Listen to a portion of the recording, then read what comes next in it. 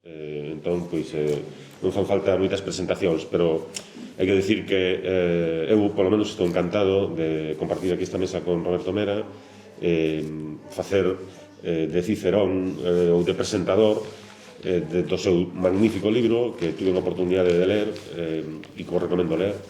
que se alguén o quere adquirir, pois hai libros dispoñíveis para adquirir. Este acto vai ser breve, pero con contido. Entón, o primeiro que vai a pasar é que vamos a ver un vídeo e despois eu vou facer unha pequena introdución e finalmente Roberto vai falar de Alejandro Viana e do proceso de creación deste libro. E ao final pois haberá un espazo para que todos e todas pois podamos facer alguna pregunta, algún comentario o que consideremos oportuno. Grazas por estar aquí. Sí. Unha puntualización. Eu por un rato teño que marchar porque me marchan en Andorra, que non pensedes que marcho. Moi ben. Marcho, non apuntada, non, eu teño que marchar. Moi ben. Bueno, pois imos poñer o vídeo. O son é do ordenador porque non temos forma de enviálo polo proxector, entón non é de moita calidade, pero bueno, non me importa. Para o que se trata é suficiente.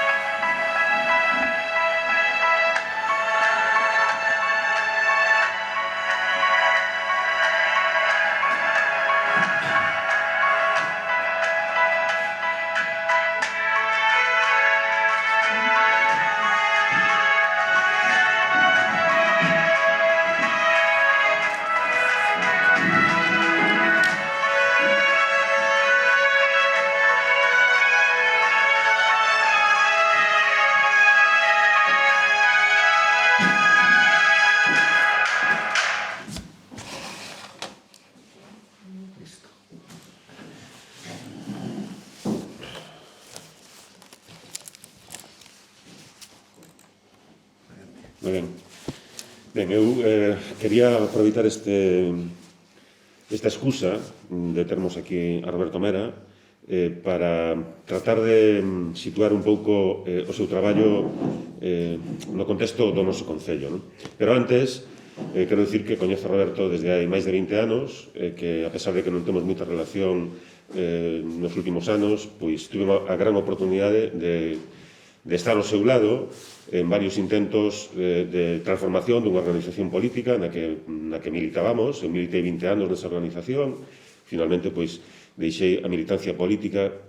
que non a política e tiven a oportunidade de estar ao seu lado, de aprender del e creo que tamén de contribuir a que aquela proposta de un rapaz de hai 20 anos, estamos a falar, non? Ainda un mozo agora, pero hai 20 anos era moito máis mozo, e moitos estábamos intentando contribuir a que na nosa comarca, no noso país, a organización na que participábamos, pois tirase para adiante e a verdade é que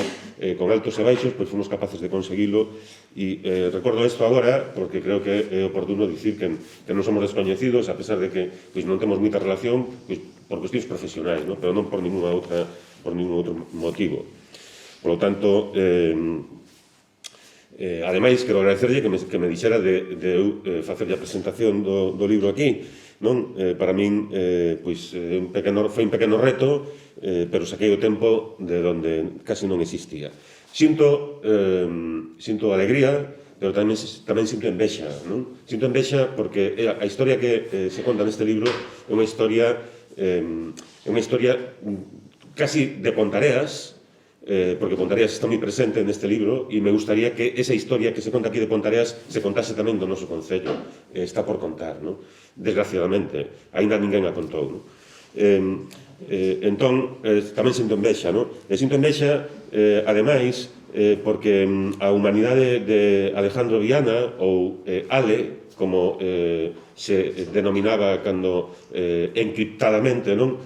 Para comunicarse ca súa familia. Despois no coloquio pode salir algo desto que me gustaría comentar. Pois Alejandro Viana foi unha persoa e é un persoeiro da nosa historia que se sitúa ao mesmo nivel que outros, como por exemplo as irmáns Touza no concello de Ribadavia ou na zona do Ribeiro, non? Que se chamaban Lola, Amparo e máis Xulia, que axudaron a centos de persoas, quizáis a miles de persoas, sobre todo xudeos, que escapaban da persecución dos nazis, a buscar a liberdade e a buscar a salvagardar a súa vida, non? Ou Alejandro Viana está tamén ao lado de Eduardo Martínez Lalo, outro persoeiro, neste caso médico, que axudou tamén a salvar a moitos xudeos da persecución dos nazis. No caso de Alejandro, pois non axudou a salvar xudeus en xeral, senón que axudou a salvar republicanos españois que escapaban da guerra e que estaban en Francia, non? Entón, ben, eu non vou a falar del, claro, pero nos hubiera gustado a todos e a todas que houbera un Alejandro Viana ou unhas irmás Touza aquí no noso concello. Para que? Pois para evitar que, polo menos, este señor que está aquí ao meu lado, que ao mellor non coñecedes, pero é José Gómez Sampaio, que foi asesinado o 8 de novembro do ano 36 xunto con 10 máis. José Gómez Sampaio era médico, chamaban o médico dos pobres, e ese mesmo día foron asesinados Juan Alonso Pérez, Telmo Rodríguez e Alfonso Alonso Portugués. Aquí está a súa neta política, que é Yolanda, non? Que mágoa, que tristura que non houbera Alejandros Viana ou Touzas ou Lalos no noso concello para evitar que estes, ou tamén Amadeo Álvarez, o torneiro de Esmoriz, que desapareceu, non se sabe que foi del, non? Ou, por suposto, non o 8 de novembro do 36, pero si en setembro do 36, pouco despois do levantamento, Joaquín Antonio Álvarez, o Roque, o mestre, e aquí está o seu neto presente, o Joaquín, que foi vilmente asesinado despois dun paripé de xuicio montado polos fascistas que se levantaron en contra da orde política e democrática, non? Que mágoa que non existira un Alejandro Viana como existiu para conseguir, segundo o inmenso traballo de 20 anos deste home, axudado por moitas persoas, e incluso el nomea a dous amigos meus que son dous mestres de referencia da historia contemporánea do noso país, que son Ramón Villares e máis Lourenzo Fernández Prieto. Este último, co que teño o prazer de traballar prácticamente a diario, é que este é o seu traballo, é o seu mérito, pero sen dúbida que é un resultado colectivo, non só destas persoas, senón de dúcias de persoas que el nomea aquí, familiares, amigos, persoas represaliadas que lle permitiron construir esta historia e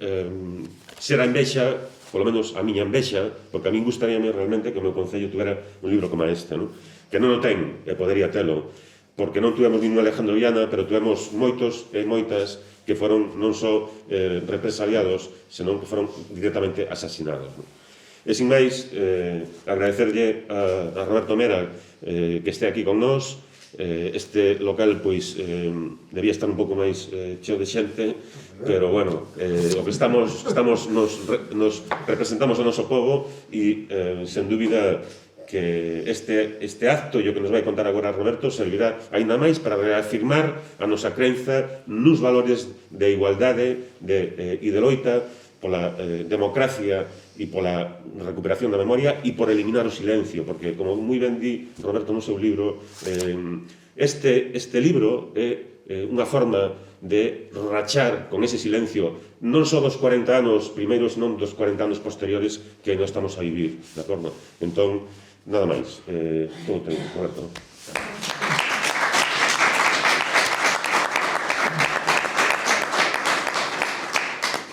Bueno, Xavier é moi ambicioso, pero está moi ben na asistencia. Eu estou super sorprendido porque, bueno, normalmente non hai tanta xente que veña tanta xente a presentación dun libro en xeral e en particular sobre memoria democrática e histórica é de agradecer e un bo síntoma, non? Non sei se me podo quitar a máscara, eu creo que sí, non? Ademais, din que dentro de pouco xa, unha semana xa se pode... Bueno, porque senón para falar un poquinho incómodo. Bueno, eu primeiro que digo sempre nestas presentacións, bueno, ademais de agradecervos a vosa asistencia e a Xavier, por suposto, a súa presentación, é que este traballo que fixen, que agora culminou na publicación dun libro, foi seguramente, ou é seguramente, o máis importante que fixen na miña vida, non? Non o feito de publicar un libro, que tamén é importante, porque nunca o fixera antes, e obviamente é algo tamén moi satisfactorio, senón o traballo de investigación e de recuperación da vida dunha persoa que estaba completamente oculta. Foi como unha especie de traballo de resurrección. É a sensación que tive en todo o proceso de investigación, buscando todas esas pezas do puzzle da súa vida, a medida que iba atopando, e iba reconstruindo esa vida esquecida e perdida, era de estar resucitando un morto no sentido máis estricto e profundo da palabra, porque estaba morto, pero morto con mayúsculas, é dicir, estaba completamente esquecido, socialmente, por suposto, pero que iso no ámbito da súa familia, máis alá da cuestión puramente afectiva familiar, todo o que se conta neste libro prácticamente era descoñecido ao 100%, non? Todo isto xurdiu de alguma maneira un pouco de forma casual no ámbito da familia. Eu xa dende moi pequeno recordo que nas visitas que facíamos á casa do meu avó todos os domingos sempre saía bastante a colación a referencia ao tío Alejandro, que era como lle chamaba o meu avó, o tío Alejandro, que fora deputado, e iso era motivo de presunción, de presumir na familia, tenemos un tío deputado, familiar deputado, e que morrera en México. Pero esa era a única información que o meu avó e o meu pai, incluso tamén, nos transmitían. E tamén, por suposto, que era unha persoa moi querida, tanto é así que o meu irmán pequeno chamase Alejandro, en memoria do famoso tío Alejandro, e hai moitos Alejandros na miña familia, tamén na familia política, non? Me vades permitir que poña aquí unha diapositiva precisamente do meu avó, porque Ponciano Mera Viana, o sobrinho Alejandro Viana, de alguma maneira é o enlace entre aquel pasado e este presente agora, no que recuperamos a figura de Alejandro Viana.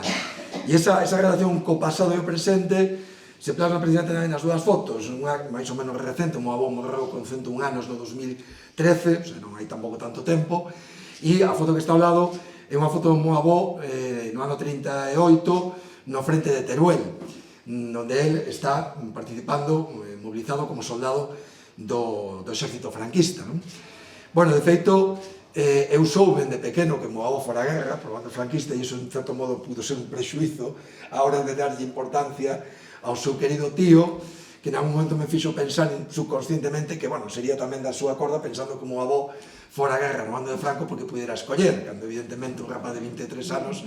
en Pontaneas non escollía o bando no ano 36. Pero bueno, eso é certo que o que provocou é que durante moitos anos, máis alá de saber que tiéramos un tío bisavó na familia que morrera en México, que fora deputado, pois pouco máis sabíamos. E así pasaron moitos anos ata que, cando un xa colle unha certa formación política e histórica, pois un día, digamos, formulei a ecuación na miña cabeza e dixe, vamos a ver, cando un xa sabe que México foi destino importante da maior parte dos exiliados, pois formulei a ecuación de deputado, México, a ver se foi deputado republicano e morreu en México no exilio. E decidí preguntarlle ao meu avó, pois xa estamos falando do ano 2000, eu xa tiña prácticamente 30 anos, xa pasara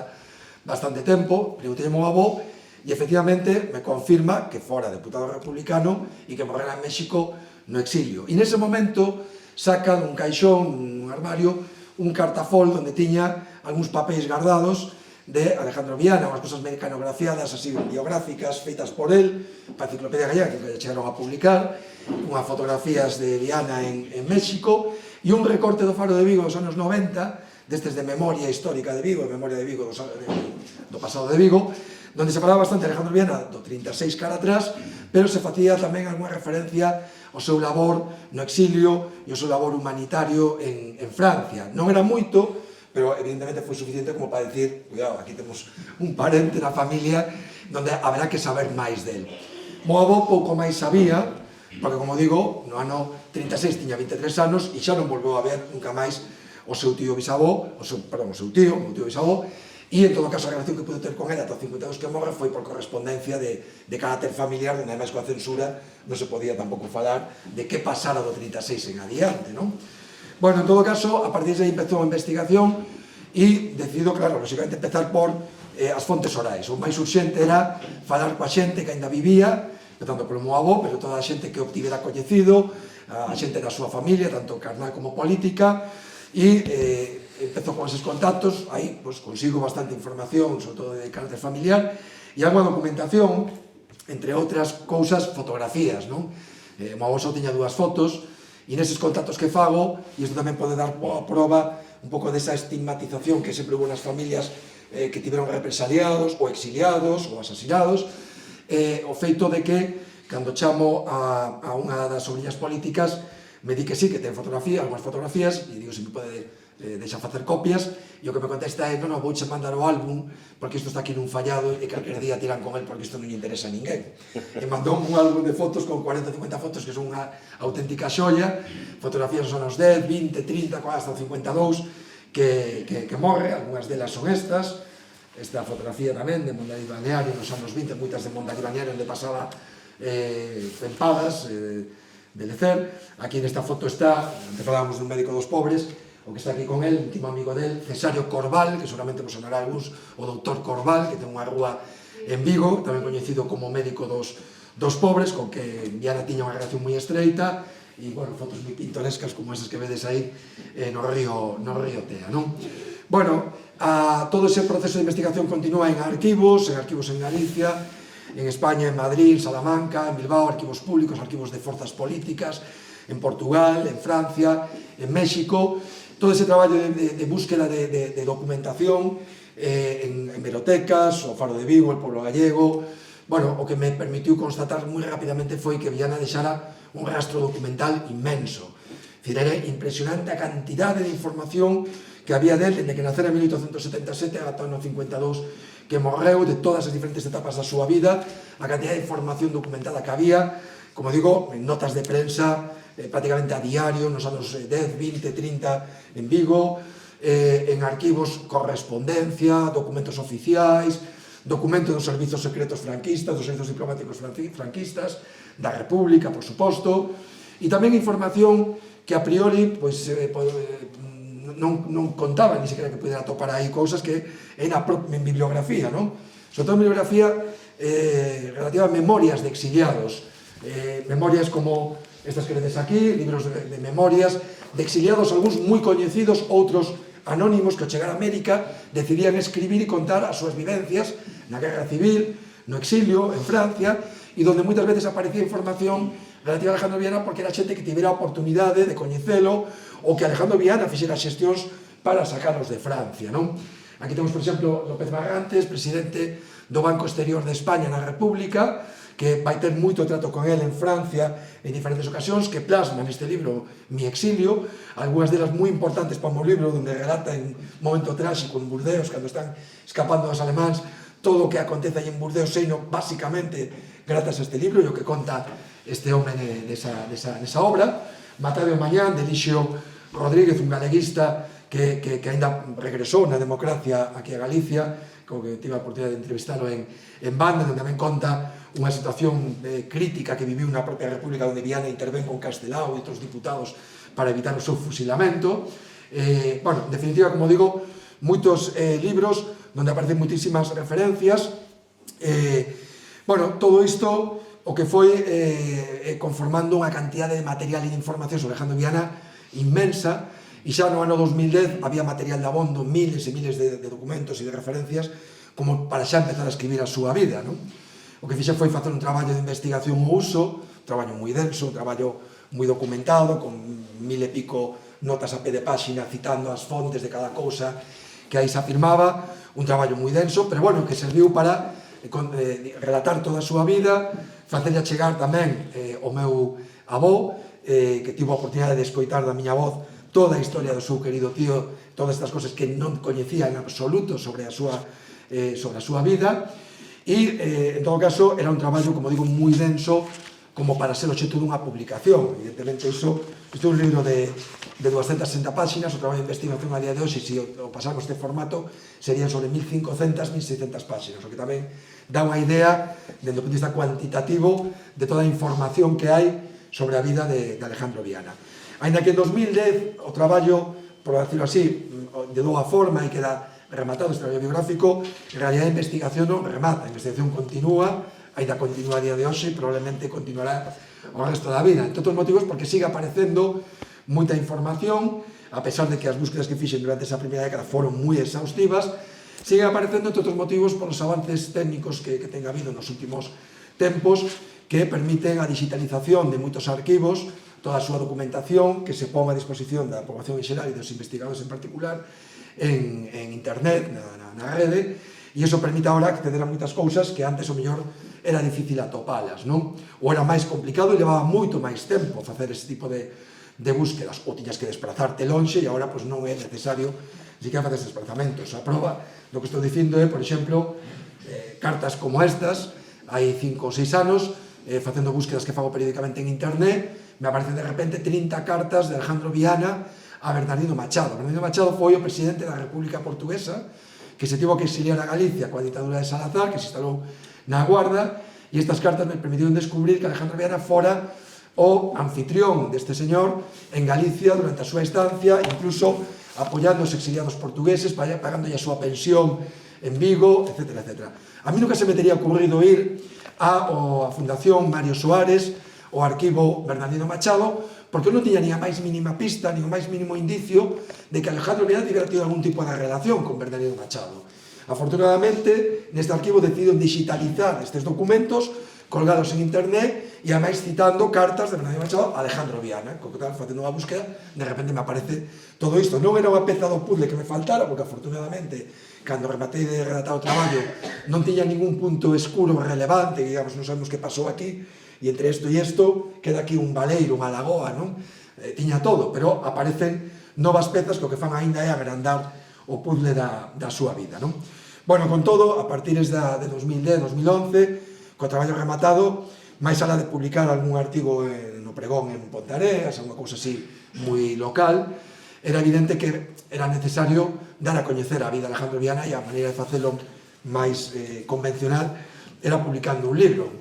E a partir de aí, pois, había que abordar dous retos, non? Polo menos dous retos. Un, moi complicado para min, espero xe non dar exemplo, era resumir o traballo, non? A mí o de resumir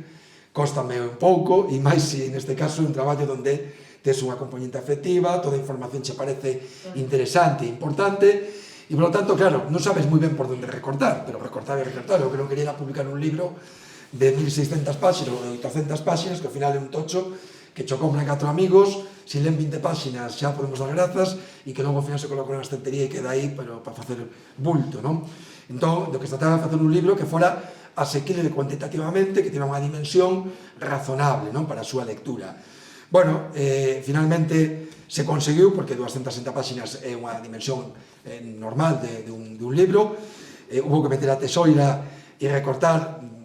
digamos xa, de forma radical, empezando a historia de xa no 36, é dicir, todo dese para atrás prácticamente se liquida en 3 páxinas a modo de contextualización de que é Viana no ano 36, pero nos centramos no seu periplo na Guerra Civil e sobre todo o seu labor no exilio no ano 39 e 40, que basicamente é o grosso de todo o libro, non? Bueno, ese sofrimento de alguma maneira privar a xente e sobre todo a investigadores, que por un caso agradecemos traballos densos, porque aí podemos atopar moitas cosas de detalle, pudemos resolvelo dunha forma que agora explicarei de seguido, non? O segundo reto era intentar facer o libro ameno e entretido, tamén unha cuestión complicada, porque normalmente os ensaios, as biografías, por moito que un intente, pois non é doado. Entón, tiña que intentar eliminar todo o estilo académico que tiña o traballo de investigación e ver a maneira de, sin facer evidentemente unha novela, que a máis eu non teño dotes literarias para facelo, e non se trataba de facer unha ficción, sino ser fiel a todo o que estaba documentado, intentar facelo entretido, porque ademais o libro pagaba pena facer ese esforzo porque non deixaba de ser unha historia épica, unha historia casi de película, de guión de película en boa medida, e por tanto tiña xa ese potencial, non? E sería unha pena botalo por terra con unha redacción e con un estilo tedioso e denso, non? Bueno, eu a verdade é que lle dei moitas voltas porque para mí era un reto bastante difícil de afrontar, porque eu, xa digo, de dotes literarias, cero patateiro, eu estou acostumado a escribir demandas judiciais, notas de prensa e pouco máis, e por tanto me parecía moi complicado. Depois de darlle moitas voltas, un día, tamén así casualidade, decateime de que tiña moito máis doado do que me parecía, e se finalmente o libro é áxil de lectura e entretido e, vamos, é fácil de ler, por lo menos iso que di a xente, incluso os que non son amigos, que os amigos non te podes fiar moito, cando cho din, non tanto por mérito meu, sino por mérito dos materiais que conseguín nese traballo de investigación. Un día que nos estaba dando voltas de como relatalo, decateime de que en lugar de darlle voltas a como escribir eu o que quería contar, era moito máis doado poñer a falar os protagonistas utilizando a correspondencia, os documentos oficiais, esas memorias de exiliados, e, por tanto, intentar falar eu o menos posible, ser un narrador que, en todo caso, vai organizando todos eses textos de forma tamén condensada para que non foran moi longos en extensión, e organizarlos de maneira que tiveran un certo dinamismo, pero poñer os protagonistas a falar. Entre outros motivos, porque, de feito, naquela época, a xente falaba e escribía, sobre todo escribía, dun xeito moi diferente a como o facemos nos hoxe en día. Escribían justamente dunha forma bastante literaria, non? Cando leemos esa correspondencia, escribían coidando moito o vocabulario, as expresións que empregaban, etc. E eu, de feito, dime contar iso, un día que estaba, bueno, como explico isto que di aquí Alejandro Llana? Pero, para que vou explicarlo él, se él o conta dunha forma que parece casi unha novela, non? Entón, bueno, ao final, dándolle ese dinamismo, hai momentos incluso que pode parecer casi como unha novela, primeiro polo contido en sí, e segundo tamén porque moitas veces hai toda esa correspondencia que se acaba convertendo casi como unha sorte de diálogos máis propios dunha novela que dunha biografía, non? Bueno, nada, grazas, chao. Bueno, dicía que o libro é un libro documentado. Todo o que se di aquí está todo sustentado e fundado en documentos e en probas, non? Non me tomei ninguna licencia artística, primeiro porque non sería capaz, e aínda que en algún momento poda parecelo, xa vos digo que non. Hai unha pasaxe, por exemplo, donde se di que Viana colle un coche con varias persoas máis e sale de Figueres para intentar cruzar os Pirineos e escapar para Francia en febrero de 39, e aí se di, por exemplo, que era un día soleado, que non foi unha licencia artística de que eu me sacara da manga, que era un día soleado para facer máis bonita ese episodio, sino que ese é o que di a fonte, que é caso unha fonte oral, que está máis en YouTube, unha persoa que estaba en ese momento vivindo esa situación con Alejandro Viana e que, nas súas vivencias, nos seus recordos, di que se diera un día moi soleado, así que non vou a poñer yo en cuestión a unha fonte que foi presencial, non, dese momento. Bueno, ademais de intentar facelo ameno e resumido,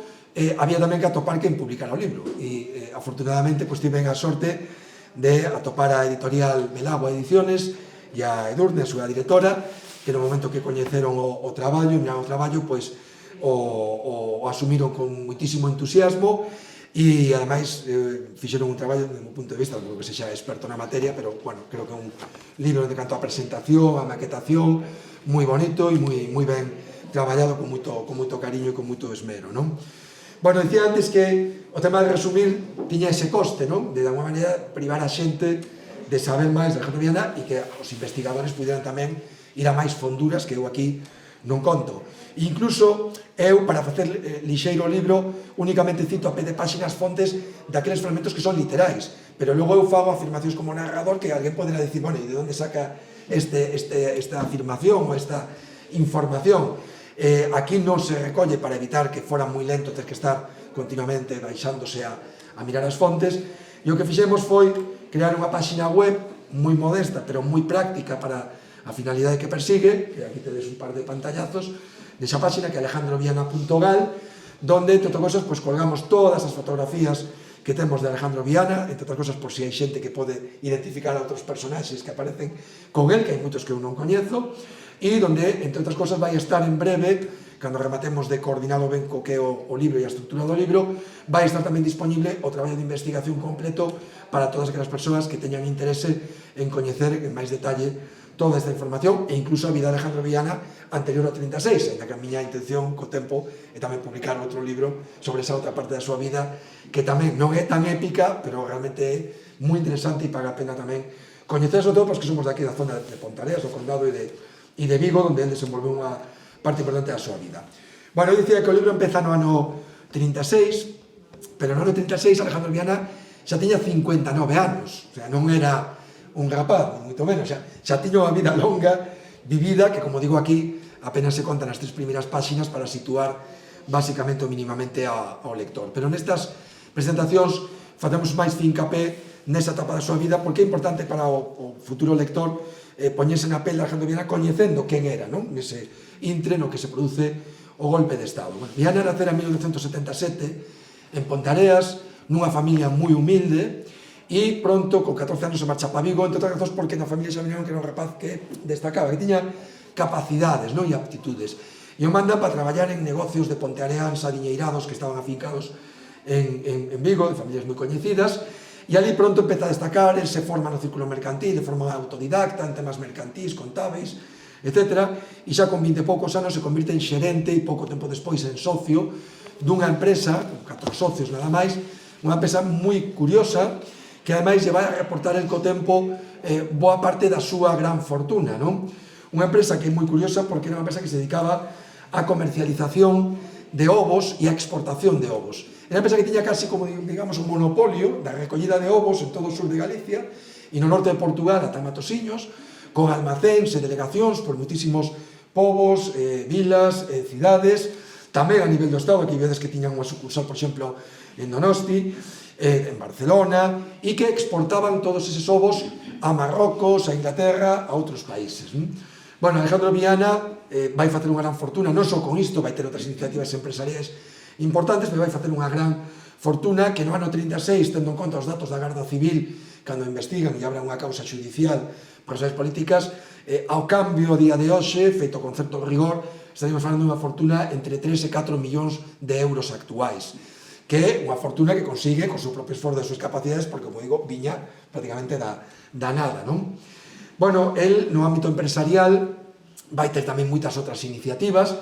De feito, el pouco tempo despois, estamos falando de mediados de 1908, casa con Josefina Dotras Fábregas, xa por os apelidos vos imaginaredes, catalán, de familia catalán, que viñeran para cá, para Galicia, nos tempos da salgadura, que nese momento xa se dedicaban a conserva. Viana se converte tamén en conserveiro, é representante da Asociación de Conserveiros da Ría de Vigo, se converte tamén en representante dos exportadores do Porto de Vigo, para que vos fadades unha idea do significado e da importancia da actividade que tiña na exportación de ovos. En teses doutorais sobre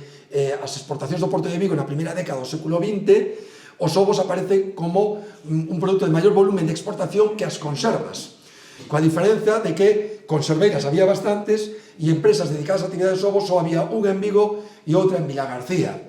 Por tanto, con iso xa vos podedes facer unha idea de cal podía ser o volumen económico que se manexaba con esta actividade. El, nas décadas seguintes, vai ser un dos promotores da sociedade que promove o Estadio de Balaídos, vai ser vocal da Caixa de Aforros de Vigo, accionista do Banco de Vigo, vai ser o presidente de Tranvías Eléctricos de Vigo, que era unha das empresas máis importantes e potentes da cidade, vai estar metido en iniciativas pesqueiras, innumerables iniciativas empresariais e económicas e industriais. No ámbito social, tamén vai ser un persoeiro moi relevante no primeiro terzo do século XX en Vigo, vai ser fundador, cando era moi novo aínda, da Asociación de Dependentes de Vigo, cando era dependente dun deses comercios con 18 anos, aí xa empezaba a salientar as súas aptitudes sociais e organizativas, pero vai ser tamén cofundador do Ateneo de Vigo, vai ser presidente do Círculo Mercantil de Vigo, que era toda unha institución no primeiro terzo do século XX en Vigo. Aquí tedelo nunha fotografía, nun encontro de directivas do Círculo Mercantil de Vigo e da Coruña. Vai ser tamén un dos cofundadores del Pueblo Gallego, con Portela Valladares e un grupo pequeno de vigueses, fundador da editorial que publica El Pueblo Gallego, un dos principais xornais do primeiro terzo do século XX en Vigo, o seu primeiro conselleiro delegado. Bueno, para que vos fades unha idea da relevancia que tiña Viana e tamén da súa filantropía, porque vai ser o industrial prototípico desa época, non? Que tiñan moito diñeiro, pero non tiñan unha visión, unha visión social, unha visión comprometida coa sociedade, coas persoas máis desfavorecidas. El vai dar moito exemplo da súa filantropía e da súa xenerosidade ata o ano 36. Aquí tens un exemplo, por exemplo, de como organiza nos anos 20 un partido de fútbol entre o Porto e o Celta para recadar fondos para un sanatorio en Portugal. El tiña moita relación con Portugal, por razóns empresariais, logo tamén a nivel político, como virades antes co Bernardo Machado. Era tan da súa relación con Portugal que, según o meu avó, el tiña alugada unha habitación todo o ano nun hotel de Porto, de tanta frecuencia coa que iba a Portugal, non? Bueno, como digo, dentro da súa actividade filantrópica, en Vigo crea unha fundación, a Fundación Viana Corval, con Cesario Corval, de apoio á infancia, onde destinan todos os cartos que se recaudan nunha cuestación popular na prensa entre os vigueses para facer unha homenaxe precisamente a Alejandro Viana e a Cesario Corval. Iso tamén nos pode dar unha idea de quen era Viana para os vigueses cando deciden nese momento a cidade facerlle unha homenaxe a eles dous, non? No ámbito político, el xa na década dos 10 empeza xa a participar nos movimentos republicanos da cidade. No ano 17 incluso é detido nunha folga xeral que cuestiona a monarquía, encarcerado durante 2 meses no castelo do Castro, nunha folga onde participa toda esa burguesía, non? Progresista e republicana. Encarceran a máis de obreiros, por suposto, xente do proletariado, tamén a médicos, abogados, a industriais, etc.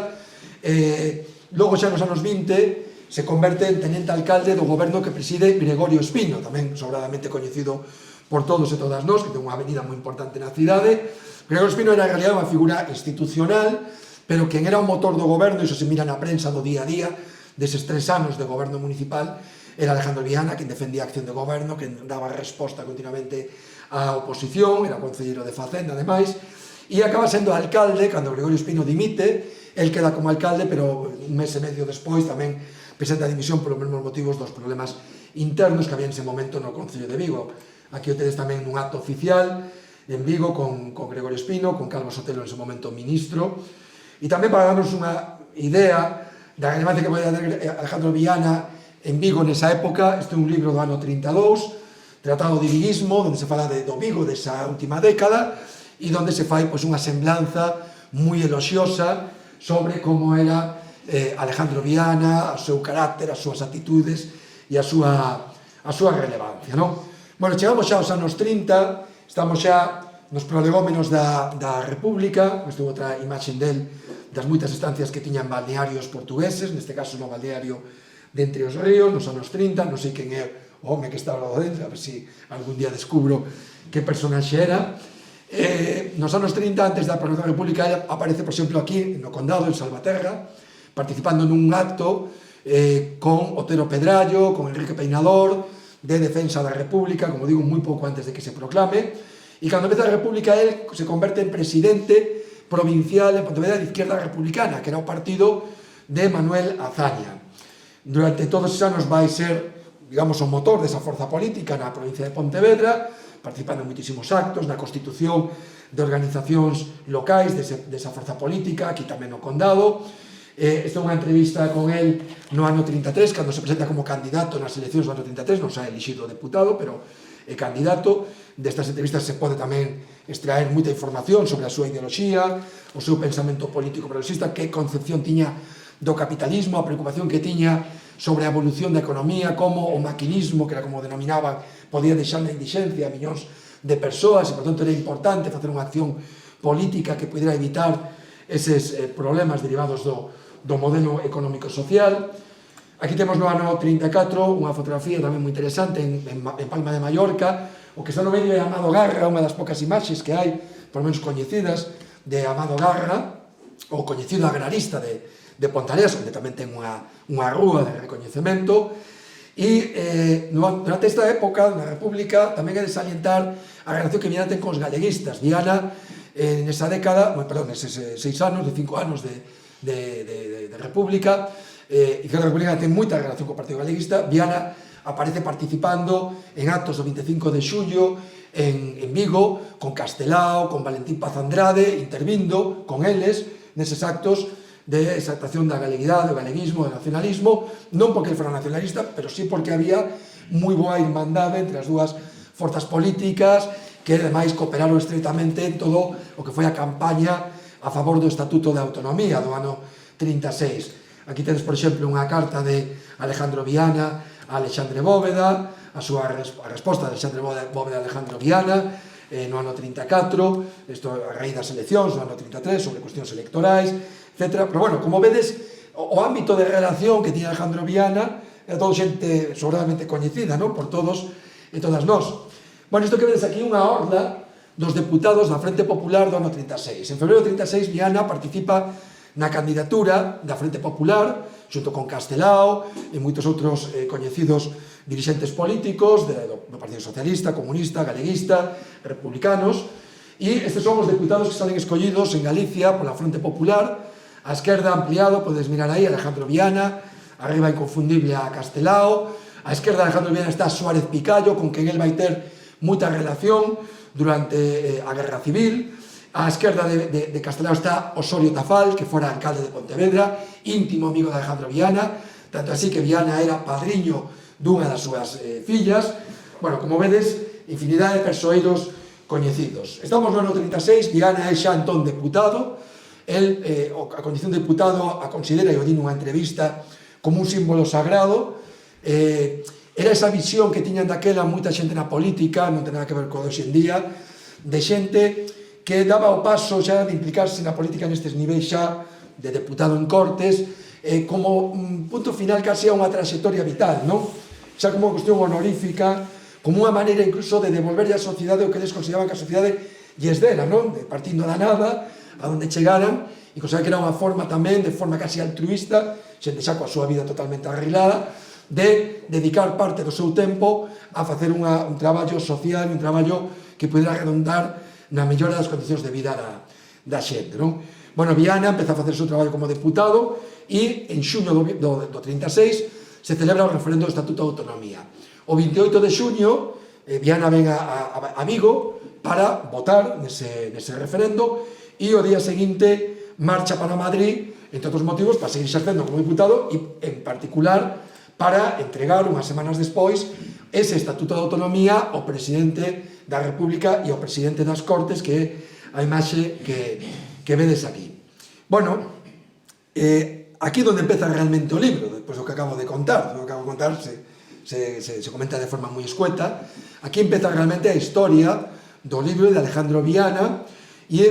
interesante facer, unha vez que xa coñecemos quen era Alejandro Viana no ano 36, xa con 59 anos, con todo ese percorrido vital, con toda esa relevancia social, política, empresarial, en Vigo, en Pontareas, en Pontevedra, en Galicia. É importante facer a seguinte reflexión. Evidentemente, ao día seguinte, cando Viana se marcha para Madrid, o último que a él se lle pode pasar pola cabeza é que nunca máis vai volver á súa casa, e que nunca máis vai volver a poñer o pé no seu fogar, non? O último que se lle pode pasar pola cabeza é que nunca máis vai volver a ver a meirande parte dos seus familiares, dos seus sobriños. El non tivera descendencia, até me esqueci de comentalo, pero acolleu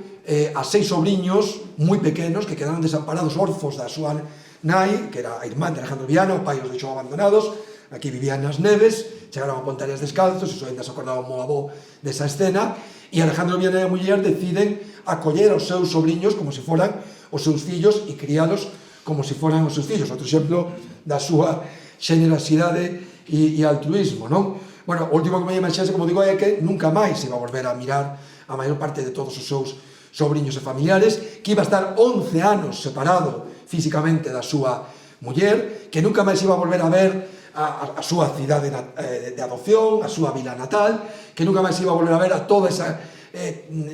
cantidade de xente que forma parte do seu tecido de relacións sociais, económicas, políticas, que moitas desas persoas iban a morrer e ser asasinadas durante as semanas seguintes, os meses seguintes. Moitos dos amigos del que aparece aquí nesta foto volveron esa noite no último tren para Galicia, presidentes de deputacións, alcaldes de cidades galegas, que nas semanas seguintes son asasinados. Viana queda con Castelao, Osorio Tafal, Suárez Picai e algúns máis quedan en Madrid para seguir as súas funcións como diputado, e probablemente iso lles permitiu salvar a súa vida, non? Efectivamente, moita xente morre, e entre eles tamén morren dous sobrinhos del, deses que acolleran na súa casa, un deles torturado e asasinado en Ponteareas, Javier Estévez Viana, outro que era médico, que estaba destinado en León, alístase no exército republicano, e no mes de setembro tamén morre en combate en Toledo. Viana, de feito, é designado titor dos dous fillos que quedan orfos, porque a nai xa morrera, os dous nenos quedan orfos, e Viana é designado titor, aí vedes esa tarxeta da República, titor dos dous nenos, fillos dese teniente médico que morrera en combate. Para que os fades unha idea, e isto tamén mostra non só do altruismo e da xerosidade de Viana, sino de cal era a percepción social que podía haber de Viana en Vigo. Enrique Blaine, o primeiro alcalde republicano de Vigo, no ano 36, despois do golpe de Estado, encarcerado e morre enfermo en prisión. E antes de morrer, nas súas últimas vontades, designa a Alejandro Viana e a Eugenio Fadrique, outro coñecido do mundo empresarial de Vigo, moi amigo tamén de Alejandro Viana, Fadrique, Oscurbela, etc. Designa a Alejandro Viana e a Fadrique, Eugenio Fadrique, titor dos seus 7 fillos. Bueno, eu creo que isto nos pode dar unha idea de quen podía ser Viana, para que unha persoa como Enrique Blaine, a vista de que podía ser que todo acabara en nada e que ao final a democracia e a república continuara, consideraba que os seus fillos debían quedar en mans de alguén como Alejandro Viana. Bueno, durante a guerra, Viana vai estar sempre ao lado do goberno da república, vai participar en todas as sesións de Cortes, en Madrid, en Valencia, onde tamén se traslada co goberno republicano. Aquí tedes unha imaxe, por exemplo, da sesión das Cortes en Valencia, no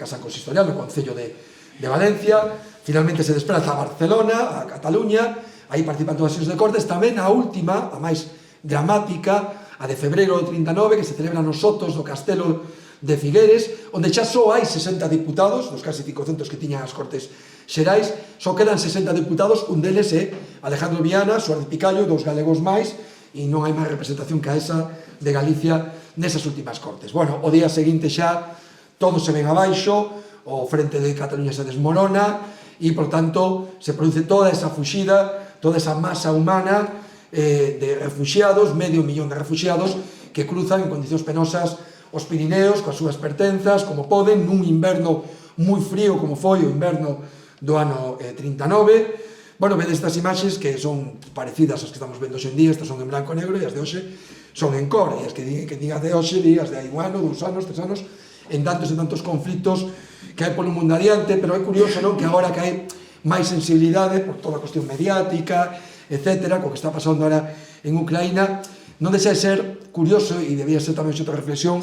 saber que o 90% da poboación española e galega descoñece por completo que iso que están vendo e lles emociona tanto e os conmove tanto é algo que vivimos nós hai 70 anos, 80 anos, e que viviron os seus avós, os seus bisavós, os seus tíos avós, etcétera, etcétera, e que é absolutamente descoñecido, e que viviron, por certo, en condicións todavía moito máis complicadas, que xa é difícil, que as que está vivindo agora esa xente, non? Cando cruzan os Pirineos, toda esa masa humana recibe unha atención realmente lamentable das autoridades francesas, que primeiro non querían nin siquiera deixalos cruzar, e que unha vez que non teña máis remedio que abrir as fronteiras ante esa presión dese éxodo dramático, pois o que fan é dispersar a todos os refuxiados, as mulleres, os anciáns, os nenos, os reparten por toda a xeografía francesa, todos perden o paradoiro uns con respecto a outros, non saben onde está cada quen, e a meirande parte dos homes o que fan é confinalos en campos de refugiados, pero non campos de refugiados como os entendemos hoxe en día, daqueles se chamaban máis campos de concentración, que non son os campos de exterminio, pero porque eran efectivamente campos de concentración que consistían simplemente en meter a todo o mundo dentro dunha praia, meterlle unha alambrada e ali deixalos dentro como animais para que non escaparan e todos controlados, sin teito ni nada parecido, tendo que facer buracos na area para protexerse do vento, das inclemencias do tempo, e donde moitos morreron. O libro, se ten algunha virtualidade máis alá de coñecer a Alejandro Viana, e que tamén permite coñecer a moita xente, incluso a xente que pensa que ten bastante coñecemento da historia política da Guerra Civil e do que pasou despois, un coñecemento máis realista do que foi o exilio. Moita xente que pensa que, bueno, unha vez que acabou a guerra, quen se exiliou, bueno, se salvou, e o problema estaba na guerra, non? Que te podían asesinar, que podías morrer nun bombardeo, pero bueno, que te exiliaches máis alá da traxedia do desterro, bueno, pois tampouco era para tanto, non? Pois non, houve moita xente que precisamente atopou a súa morte unha vez que cruzaron os Pirineos e nas condicións nas que foron recollidos ou acollidos, por dicirlo de alguna maneira, non? Esta é a realidade coa que se van a topar, como digo, miles de refugiados. Mirad aí, a praia de Argelès-sur-Mer, 90.000 persoas nunha praia. Imaginadevos o que pode ser iso, non? Aquí vedes imaxes que dan boa fe de cal era esa situación. E outra virtualidade tamén que ten o libro é que permite coñecer tamén e valorar na súa xusta medida, xa vimos nun país onde non se fixo reconhecemento a ninguén, tanto a título individual, casos como de Alejandro Viana, pero tamén desde o punto de vista colectivo e institucional ao goberno republicano, non? Porque o que fai o goberno republicano nestes momentos de cruzar ao exilio é realmente para un recoñecemento imperecereiro, para que estivera na memoria colectiva de todo o mundo. Como un goberno derrotado que cruzan, neste caso, os Pirineos, os seus dirixentes, en lugar de buscarse a vida, que podían ter feito, e sería hasta certo punto comprensible, sálvese quen poda, deciden poñerse mans á obra para intentar, na medida do posible, con todas as dificultades que iso implicaba, intentar cumprir coa obriga moral de atender a todas estas persoas que moitas delas estiveran loitando nos campos de batalla en defensa da democracia e da república e que consideraban que non podían deixalos aí tirados, a pesar de que todos os dirixentes tiñan unha situación persoal e económica que lles podía permitir emigrar a México, América e refacer as súas vidas. Sin embargo, o goberno da República decide constituir unha organización en Francia que se chama o Servicio de Evacuación de Republicanos Españoles. E ademais o fai nunhas condicións extremadamente difíciles, porque pensade que Francia, ese país que acolle desta maneira inhumana a todos os refugiados, decide xa no mes de febreiro, poucos días despois de que se produza toda esta estampida de refugiados e bastante antes de que remate a guerra, que ainda remata o 1 de abril, decide xa, a mediados de febreiro, a finais de febreiro, recoñecer ao goberno franquista. Recoñece o goberno de Franco, o goberno de Burgos, e a partir dese momento o goberno da República deixa de ter recoñecemento oficial, deixa de ter representación diplomática en Francia, en París, automáticamente se instalan na embaixada de París e en todos os consulados de todas as cidades onde hai consulados españois os representantes de Franco que xa están, por tanto, en Francia con todas as bendicións legais, mentres que os republicanos se convirten nunha sorte de xente en unha situación de clandestinidade ou de semiclandestinidade só atenuada grazas ao amparo que lle vai dar o goberno mexicano e a diplomacia mexicana, que é a única que está á altura das circunstancias nesa situación tan grave, non? Bueno, montan o Servicio de Evacuación de Republicanos Españois que se vai soster con muitísimos fondos que ese goberno republicano tivo a previsión de sacar do Estado antes de rematar a guerra, o famoso oro de Moscú, non? Do que se fala sempre como se fora unha maneira de enriquecerse, non? Os que tiveron que fuxir ao exilio, e montan unha organización que, ainda que no libro non se entre en moito detalle, é dabondo como para que calquera se dea conta da complexidade que tiña esa estrutura organizativa con muitísimos frentes de atención, de alimentación, de roupas, atención sanitaria, aluguer de albergues, de castelos, para acoller ali os mutilados de guerra, os nenos e nenas, a entrega de subsidios e incluso a organización de embarques, de expedicións colectivas en barco, para ir sacando pouco a pouco a todos os refugiados que fora posible para que refixeran a súa vida en América. Ben, a Alejandro Viana Cando cruza Francia, pois tamén podemos facer unha reflexión semellante á do ano 36. Unha vez que está acabada a guerra, que a guerra prácticamente está perdida, é evidente que xa non hai nada que facer, Alejandro Viana podía terse marchado perfectamente a América, refacer a súa vida, tiña ali xa 2 sobrinhos exiliados, el tiña recursos económicos, afortunadamente, ele era unha persoa que levaba toda a vida traballando nas exportacións, con negocios en Portugal, era unha persoa que sabía manexar e mover capitais entre diferentes estados, por tanto, el puxera a bo recaudo boa parte da súa fortuna, do seu patrimonio, non? Por tanto, é unha persoa que podía refacer a súa vida, non tiña necesidade de quedarse ali en absoluto. Sin embargo, decide quedarse e asume, ademais, a responsabilidade que lle encomenda ese goberno republicano de poñerse ao frente da sección de emigración do SERE, o Servicio de Evacuación de Republicanos Españois, que se chamaba SERE, as súas siglas. Aquí vedes unha ficha que é utilizada para facer o censo, que é o primeiro que fan o goberno republicano, que é coller e saber onde está todo o mundo, cos nomes, apelidos, a súa situación, etc. etc. Bueno, Alejandro Viana se pon ao frente desa sección e se encarga de organizar eses embarques, contratar os barcos, xestionar os permisos de residencia, localizar os refuxiados, buscar o aloxamento nos portos de embarque, darlle roupas para esa viaxe, xestionar o seu asentamento despois en América, os recursos económicos cos que van a poder subsistir en México, nos países de destino durante os primeiros meses de establecemento ali. Bueno, ele é o encargado de fletar barcos, moitos moi coñecidos para as persoas interesadas no exilio, como o Méxique, barcos como o Ipanema, donde marchou muitísima xente super coñecida a nivel político, a nivel intelectual, moita outra xente anónima, obviamente. Aquí no Ipanema marchou, por exemplo, Florencio Delgado Gurriarán, a quen se dedica este ano as letras galegas, é un dos exiliados que marcha no Ipanema, o barco Sinaya, o barco Winnipeg. O Winnipeg, que zarpa dende Burdeos, que era o porto de embarque habitual, donde Viana se atopa no porto de Burdeos organizando este embarque xunto a Pablo Neruda, o poeta chileno que está en Francia como embaixador especial do goberno chileno para organizar esta expedición de máis de 2.000 refugiados con destino a Sudamérica. Como vedes, máis relacións increíbles, non? Dun personaje Alejandro Viana, neste caso, co poeta Pablo Neruda. Bueno, como decía antes, México é o país que está en todas as circunstancias e, en consecuencia, nos barcos, obviamente, se lle facía ese recoñecemento con esas pancartas antes de chegar a México. Este Lázaro Cárdenas, o presidente de México naquel momento, cos nenos que foron acollidos xa durante a Guerra Civil para que non tiveran que correr risco no conflito bélico no Estado español. Bueno, chegamos, despois de todos estes embarques, no que zarpan sobre 7.000, 8.000 persoas, chegamos xa a setembro, empeza a Guerra Mundial, Francia entra en guerra, e a partir de aí xa as cousas empezan a mudar, esa actitude de tolerancia de Francia se empeza xa a convertir progresivamente en persecución cara aos republicanos, que, como digo, están nunha situación de certa clandestinidade, con uns permisos expedidos polo goberno mexicano, co goberno francés, e a partir de aí Alejandro Viana tamén cambia a súa situación porque se converte en director xeral do Servicio de Evacuación dos Republicanos Españoles. Aquí tedes unha das innumerables fichas de filiación de republicanos e refugiados, xa asinada por Alejandro Viana como director do Servicio de Evacuación dos Republicanos Españoles.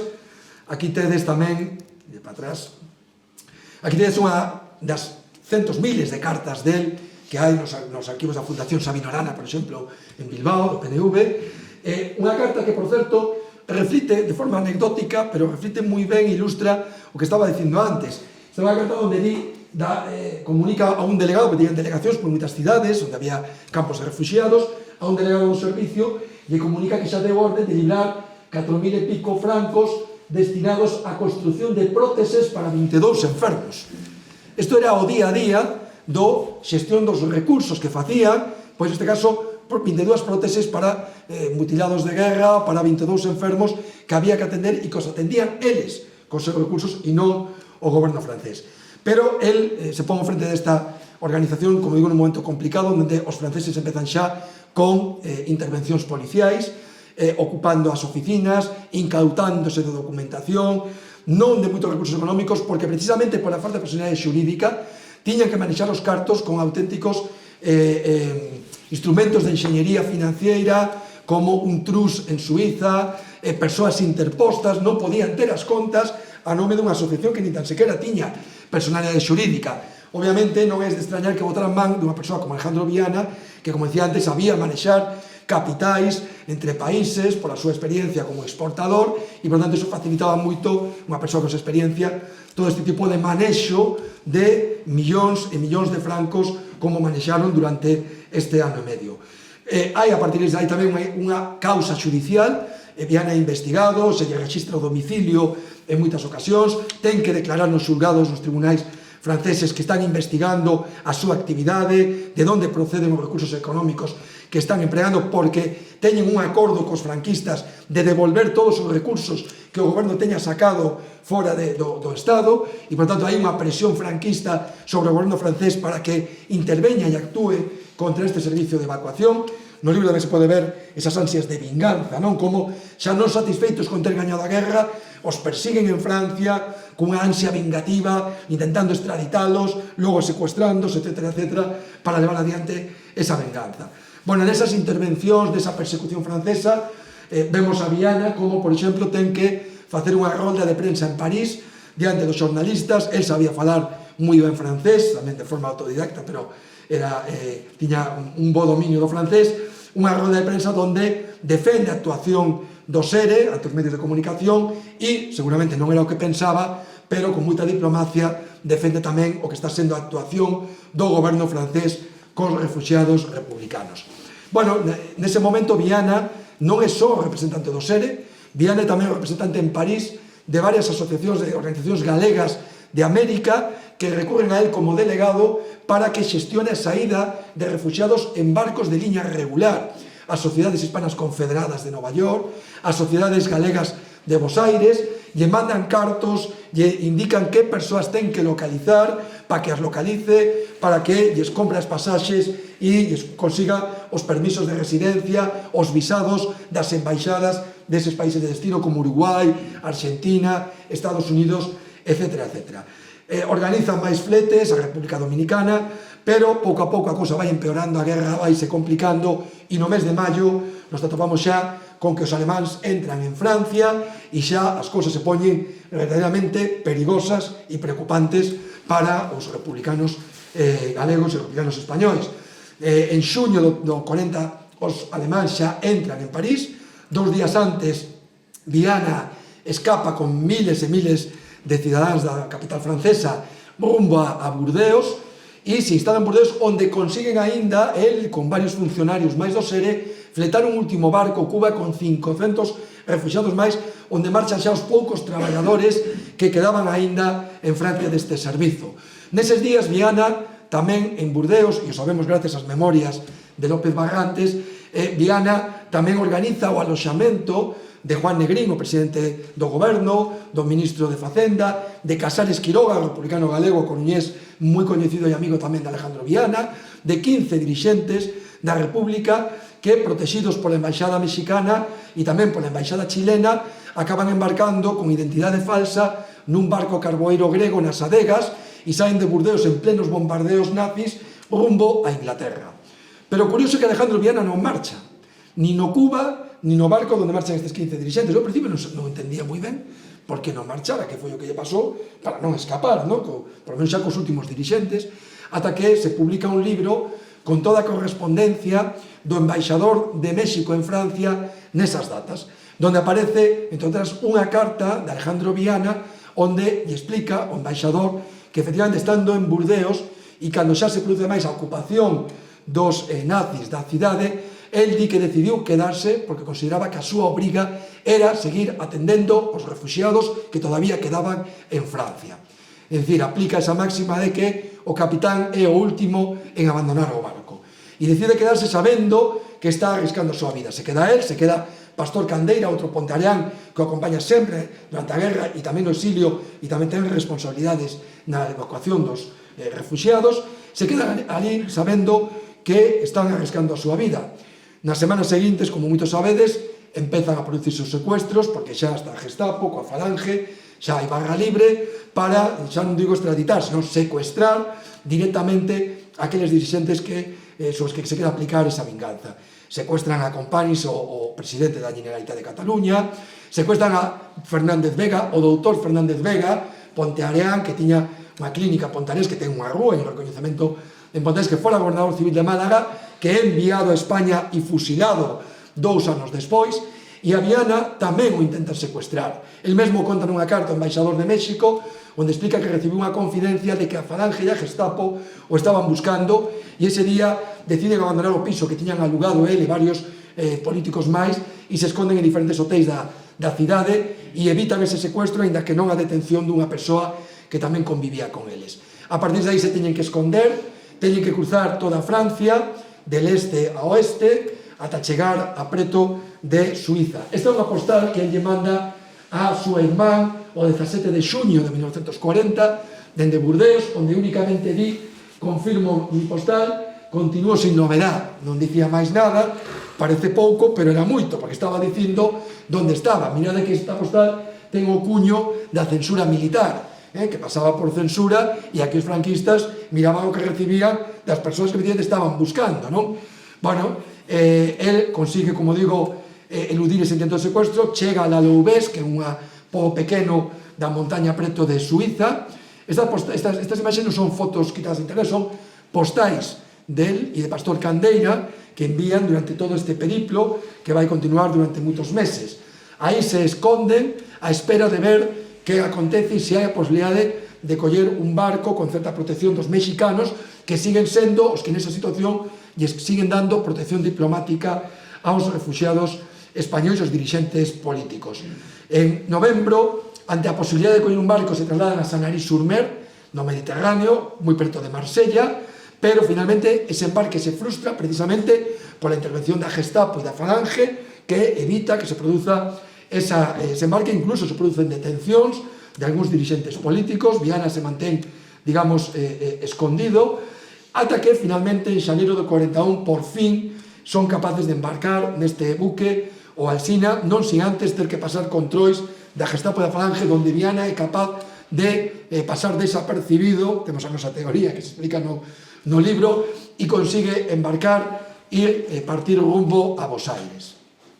Bueno, ese barco tiña que chegar en 20 días, máis ou menos, á capital de Argentina, e o que tiña que ser unha viaxe xa para poñer fin a toda esta odisea, a todas estas penurias, se acaba convertindo nunha nova odisea de prácticamente un ano por África, en condicións de novo dramáticas e críticas. Realmente como se dunha maldición se tratara. Hoxe en día, claro, lle dá máis, digamos, contido épico, non, a historia, pero realmente isto tamén pon de manifesto algo que é interesante. Non sabemos o que pasou, pero este home, no ano 36, empeza un periplo vital de incertezas diarias. Non sabe o que vai pasar o día seguinte. Primeiro sabes que vai acabar a guerra. Despois no exilio non sabe o que vai pasar. Despois, cando entran os alemanes nesta situación, non sabe o que vai pasar tampouco. Se colle o barco e se imagina que en 20 días estará en Bos Aires e xa entrará nunha etapa de certa tranquilidade e seguridade, non? Pois non. Atracan en os poucos días, fan escala en Dakar e se miran impedidos de cruzar o Atlántico e se miran obrigados a permanecer vivindo no barco durante 5 meses no porto de Dakar, porque non teñen o permiso dos ingleses para cruzar o Atlántico, que está en plena guerra mundial. Ben, aí Viana volve a ter a ocasión de axudar os refugiados e faino repartindo 100.000 francos que lle envían dende Inglaterra o goberno da República, Negrín, Portela, Valladares. Non sabemos como, porque daquela non había o que había hoxe en día para facer estes movimentos de capitais, e a África, ademais, imaginarvos, pero o certo é, está documentado, Viana recibe 100.000 francos que reparte entre os 200 refugiados deste barco, que era un barco onde iban centos de xudeos, checos, húngaros, austríacos, e donde lle fixeron oco a eses 200 refugiados republicanos. Bueno, finalmente, depois de 5 meses, devólvenos a Casablanca, que é un protectorado francés, onde teñen o risco de ser repatriados a España, donde os franquistas, de novo, dende o consulado, intentan conseguir a detención de dirixentes que se atopan aí en Casablanca. Primeiro se internan nun campo de concentración durante varios días, ata que o cónsul de Bos Aires consigue sacalos. El se instala logo nun hotel e durante eses meses volve a facer innumerables xestións co consulado de México en Marsella, con organizacións xudeas de Lisboa que fletan barcos de Lisboa para sacar xudeos rumbo a América. Proba desa xestión son cartas como esta, onde lle mandan a carta ao embaixador da República Española en Londres, donde lle explica todas as xestións que está facendo, como está contratando con esa organización xudea, donde lle pide que lle envíe cartos a nome dunha empresa conserveira de Matosiños que aínda existe hoxe en día, coa que el tiña relacións empresariais e económicas. E, bueno, depois de moitas xestións, tanto del como de outra organización humanitaria que había en México, consiguen finalmente, por fin, embarcar neste barco, o Cuanza, un barco portugués, que os recolle en Casablanca no ano 41 e que, por fin, desta vez sí, consiguen leválos ata México, a donde el chega o 18 de novembro de 1941. Aí tedes a ficha del como asilado político, cando entra en México. 6 anos despois chegará a súa muller, por razóns familiares non chegou antes, tiña a súa nai moi enferma, tivo que agardar a que morrera, e no ano 47 se reencontra por fin coa súa muller. En México refai a súa vida, compra unha farmacia, xa tiña 62, 63, 64 anos xa nese momento, compra unha farmacia, convirte nun próspero negocio, donde coloca como dependente o exalcalde, o alcalde da República de Pontareas, Benito Casasnovas,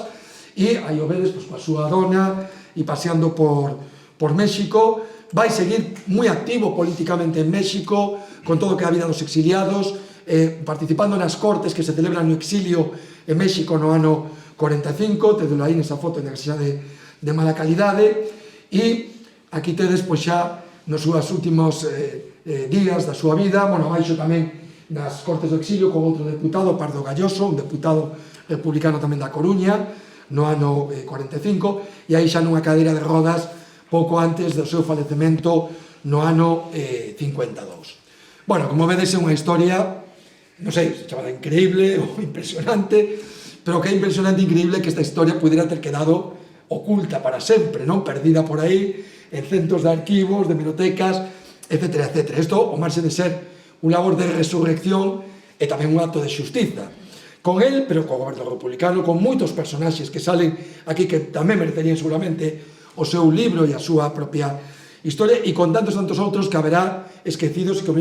nunca se chegarán a recuperar, desgraciadamente, non? Isto non é mostra máis que da anomalía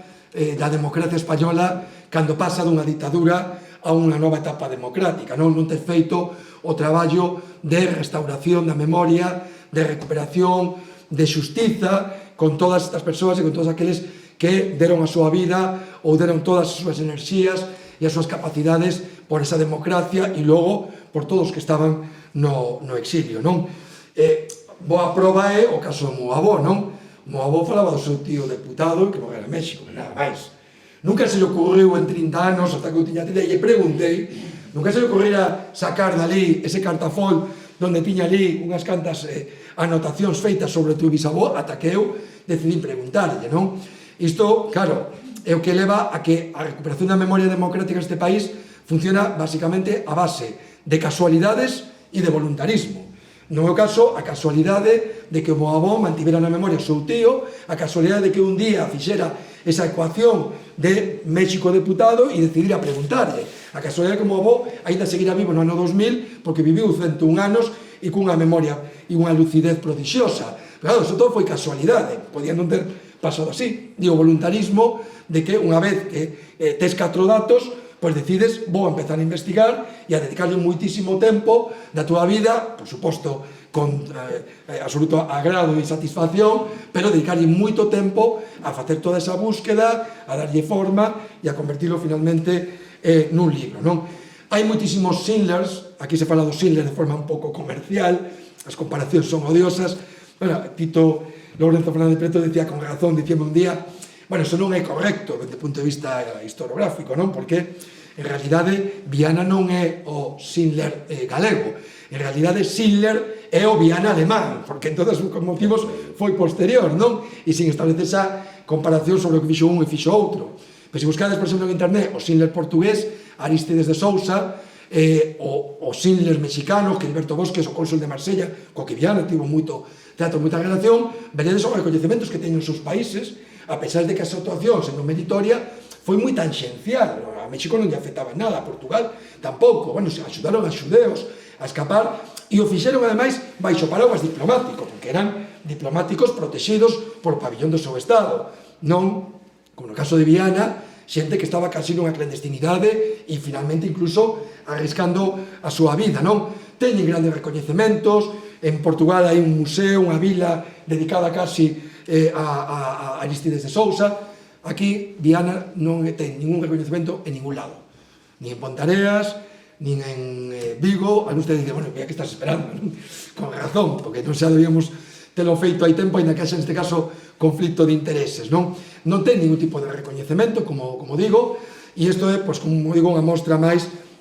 da anomalía que aínda se sigue vivindo a día de hoxe, onde vedes que cando se fala dunha lei de memoria histórica se fai non sin polémica. É dicir, aínda a día de hoxe, 50 anos despois prácticamente, se sigue polemizando si isto se debe ou non se debe facer, si é reabrir feridas, si non... O proxecto Os Nomes e as Voces, que non sei se ti tamén participabas con Tito, con Lorenzo Fernández Prieto da Universidade de Santiago, que pretendía, cando gobernou o bipartito na Xunta, recuperar e facer todo este traballo dunha forma ordenada, sistemática, con recursos, con medios, porque senón é imposible facelo en condicións. No ano 2009, unha vez que entra Feijóo na Xunta, se corta o financiamento e o proxecto aí quedou ata día de hoxe, morto e en stand-by absolutamente, non? Bueno, como digo, isto é un acto de xustiza e tamén un exercicio de resurrección, pero tamén unha maneira de traer entre nós a referentes. Eu creo que tamén estamos necesitados, non, de referentes, sobre todo os que estamos na vida pública, na acción social, saber que hubo xente así, non? E tamén romper con mitos como aquelo de que aquí nunca houbo unha burguesía progresista, unha burguesía comprometida co país. Claro que a houbo, como Viana, tantos e tantos outros que houbo. O que fixeron foi acabar con ela no ano 36 e non houbo ningún legado que pudera quedar despois de casi 40 e pico anos de dictadura e con unha transición feita como a que se fixo, non? Entón, esa é a realidade. Que sería este país se xente como Alejandro Viana e moitos outros non tiveran vivido a guerra civil, non tivera pasado o que pasou no ano 36? Que sería hoxe o noso país co legado e coa herdanza de persoas e de personaxes como Alejandro Viana? Teríamos noutro mundo absolutamente diferente. Bueno, eu xa vos dixen ao principio que de resumir se me daba moi mal, entón avisei, así que desculpade, pero con isto remato simplemente dicindovos que, bueno, vos agradezo moito a vosa presencia aquí, porque con vosa asistencia, de unha maneira, me estades tamén axudando a resucitar aínda máis a Alejandro Viana e a que sexa moito máis coñecido e coñecida entre todos e todas nós. Moitas grazas.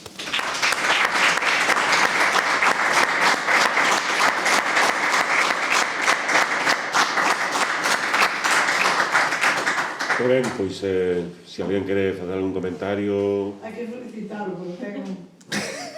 un rollo... Non sei como aguantar esa tempo seguido parado. Así teño a voz. Así. Bueno, que conste que non contei todo, Parece que sí, que fixen spoiler, pero hai moitas cousas que están no libro que eu non as contei, Ainda moito por saber, Eu quería lembrar, que xa li o libro, non sei se por tropeza ou por o que, pero realmente non me din de conta da magnitude do personaxe até que non vin as cifras, por números. As matemáticas é o que teñen, non? Son luz, son claridade. Entón, cando falamos de Schindler, pois diz que salvou a 2.000 persoas, o este Anxo de Budapest, este español, Ángel Sanz-Briz, creo que salvou a unhas 5.000. Entón, a min gustaríame, creo que sería esclarecedor que lembrases o número de persoas salvadas por Alejandro Viana, si queres algunhas das máis salientables, e non, número de barcos fretados, e ademais non sei se manexa o dato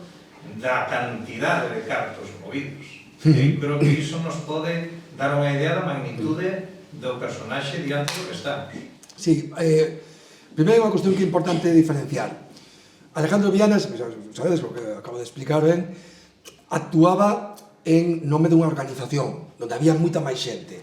Cando se fala de outros casos, como os que dixeches ti, son actuacións a título individual. Totalmente en esa componente de alguén que toma a iniciativa sin máis, non é ni máis ni menos meritorio. Aí hai unha diferencia. Entón, non é que Alejandro Viana salvara a él por unha actuación personalista, non? Altruista, ainda que incluso hai un momento donde non se sabe moi bien se efectivamente está facendo a título particular ou está dicindo pola investigación das sociedades francesas, cando di encargareime a título particular da evacuación, llevou mandar a título particular 5.000 francos, usted vai seguir traballando a meu servizo a título particular, non son director do SERE, porque estaba suspendida a actividade polos xulgados franceses, non? Pero, bueno, actúa nese plano, non? É difícil cuantificado con exactitude, pero sí que hai uns mínimos, non? O que son as expedicións colectivas, máis ou menos están bastante ben en toda a bibliografía que existe sobre esas viaxes, está bastante ben cuantificado, estamos falando aproximadamente de 13.000, 14.000 persoas, aos que se lle sumarían todos os embarques que se fixeron en liñas regulares, que son moitísimos,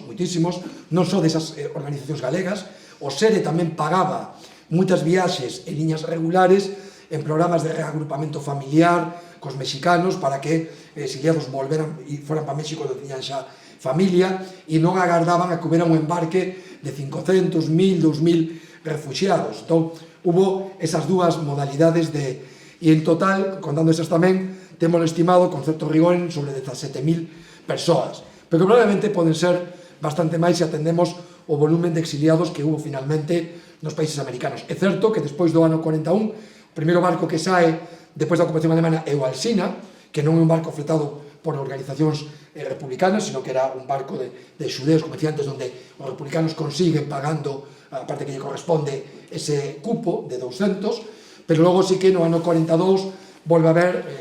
expedicións organizadas por outra organización que se chamaba Jare, que tamén fleta barcos cos mexicanos e que pode ser o que incrementa tamén a presencia de refugiados en América. En canto ao volumen de cartos, iso tamén foi obxecto de, no traballo de investigación está moito máis estudado, eu teño a copia de todo o expediente xudicial completo, de todo o sumario xudicial francés, que por certo me axudaches ti a traducir algunhas desas cousas en francés, que aproveito para agradecercho, e aí hai un perito contable que fai unha investigación de todo o diñeiro que se moveu, pero tamén hai declaracións de Viana, esas que fai na prensa, donde el cifra, non recordo se eran en 120 millóns de francos ou algo así, non sei agora exactamente canto sería ao cambio, pero estamos falando de moito diñeiro, de moitísimo diñeiro. Pensade que aí se estaban pagando subsidios de aproximadamente 1.000 francos ao mes ou algo así.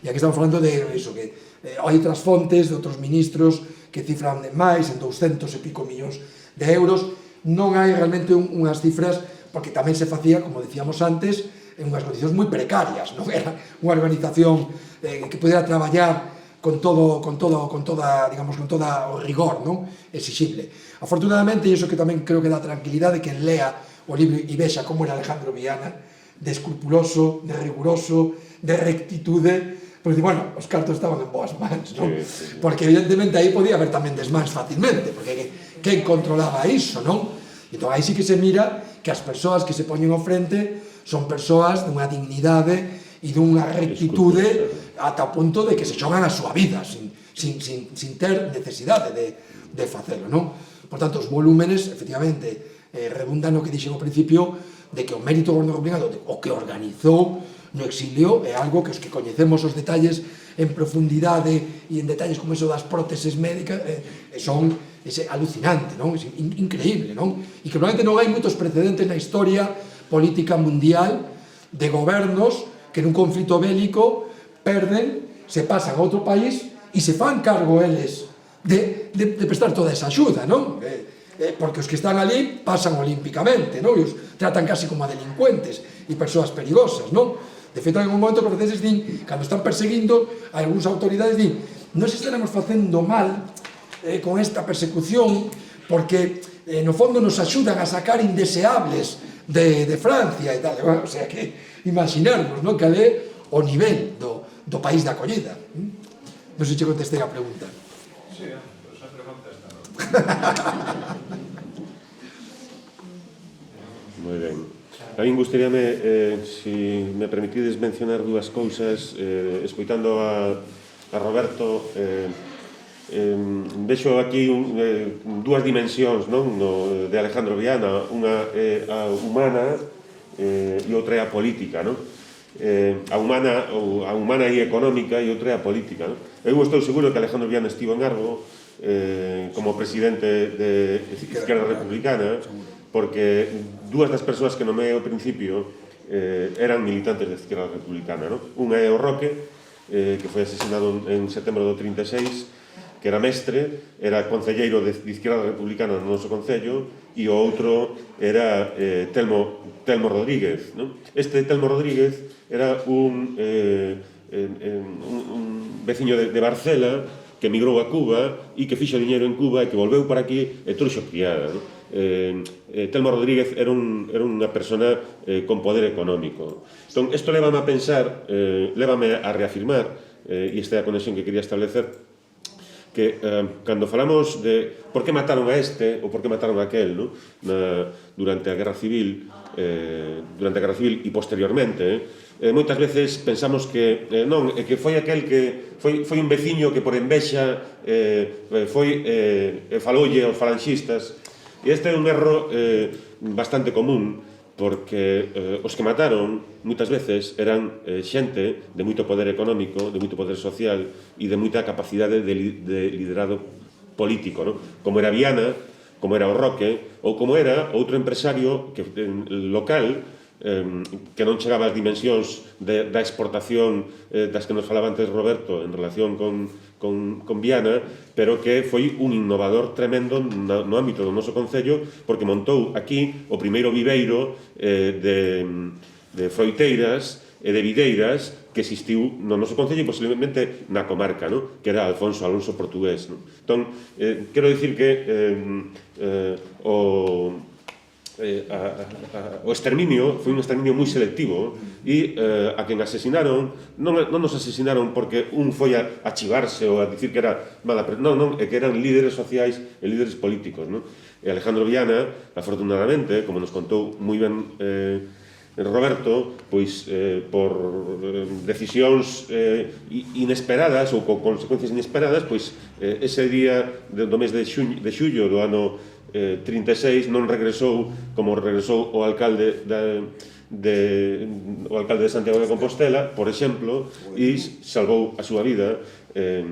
porque no caso de ter volto para Galicia, para Vigo, para Pontareas, pois por ser un líder social, pero tamén por ser un empresario, tería sido asesinado, non? Entón, creo que estes factores son importantes. E tamén quero resaltar outro aspecto, redundando, nos no ano 16 fixemos unha homenaxe e tiñamos escribíramos isto, quero dicir, isto é a memoria histórica de Arbo, non? Isto falaba de Gómez Sampaio e tiñamos outros similares para outras das persoas que eran parte da homenaxe e nos preguntábamos que tería sido do noso pobo e do noso país se persoas da talla intelectual e do compromiso social e político como Gómez Sampaio houberan continuado a traballar polo ben común no canto de seren vilmente asesinados. Que nivel cultural e educativo tería o noso pobo se mestres como Roque ou Juan Alonso, os dous asesinados, houberan seguido exercendo a súa profesión? Que tería pasado na nosa agricultura se iniciativas innovadoras como de Alfonso Alonso non houberan desaparecido cuns inaceptables balazos disparados de noite nunha cuneta, non? Que é un pouco o que el comentaba antes. E xa para finalizar, quero tamén resaltar o da... Isto é esta componente de solidaridade e de compromiso por parte de emigrantes galegos e españois que vivían pois, en Estados Unidos, en Nueva York. Eu busquei a referencia, agora estaba tratando de encontrarla, pero non a encontrei. Busquei a referencia destas sociedades, e estas sociedades eran emigrantes galegos que tiñen a súa vida construída en Estados Unidos, en Nueva York, ou en Miami, ou en Florida, e que puñan os seus recursos para axudar a estes refuxiados políticos ou a outros, non? Que estaban escapando dunha morte segura en moitos casos, non? Entón, claro que é de xustiza recoñecer a Alejandro Viana e é de xustiza tamén recoñecer que outras persoas anónimas, como moi ben decía Roberto antes, pois contribuíron, sen ninguna dúbida, a salvar e a dignificar un pouco a vida de moitos nenos e nenas, que é unha componente que a veces esquecemos e que non nomeou, pero que nesas fotos que nos mostraba aparecían moitos nenos e nenas, non? Como agora os vemos tamén as nais cos nenos e as nenas, pois eses nenos e nenas que agora pois serán doutores ou enxeñeiros, etc., pois sono e teñen a súa historia pois porque existiu Alejandro Viana e existiron outros emigrantes galegos e españois en Nova York ou en Uruguai, tamén se fala da Sociedade de Montevideo e de Buenos Aires que puxeron recursos para axudalos, non? Entón creo que por xustiza, sen dúbida que estamos diante de un persoeiro